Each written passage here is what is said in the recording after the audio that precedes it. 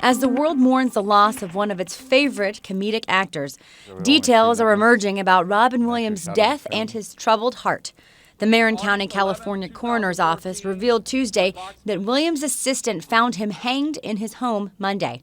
In a seated position, unresponsive, with a belt secured around his neck, with the other end of the belt wedged between the closed closet door and the door frame. Authorities said the Oscar-winning comedian and actor also had fresh slashes on his left wrist. The coroner's office said all initial signs point to suicide. After the press conference Tuesday, some took to social media to express their displeasure with the intimate details released about Williams' death. Fans complained that the details were gory and said they were unnecessary. A tweet read, "What an awful press conference. Let's stick to remembering and paying tribute to Robin Williams in the way he deserved." The news of the 63-year-old's death came as a shock to fans and those who loved and knew him. Makeshift memorials are popping up all over the country to pay tribute to the man whose iconic portrayal of characters like Mrs. Doubtfire, Hello, dear, and the friendly alien in Mork and Mindy, I had talking pictures in my head. Oh, you mean you had a dream? Well, I know it wasn't a movie because when I woke up there was no gum under my seat. shaped the childhoods of fans everywhere. After hearing about Williams' death, fans began setting up memorials at iconic places from his career. The house from Mork and Mindy in Boulder, Colorado. Mork calling Orson.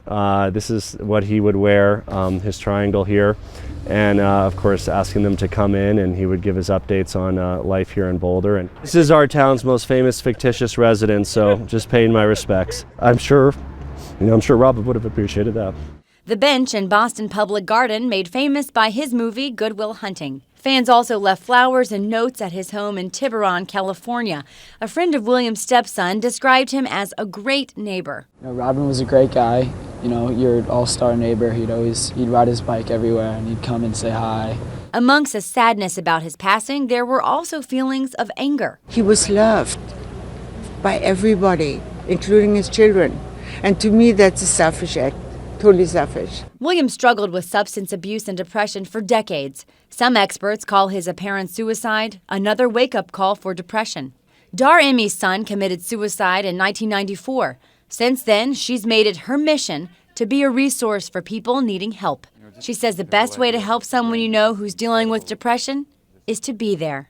One of the core things about suicide and suicide prevention for everybody is fear. Because it's so elusive, it's so hard to get your head wrapped around. What can we do? When can we do it? How do we do it? The biggest thing is be yourself and be there.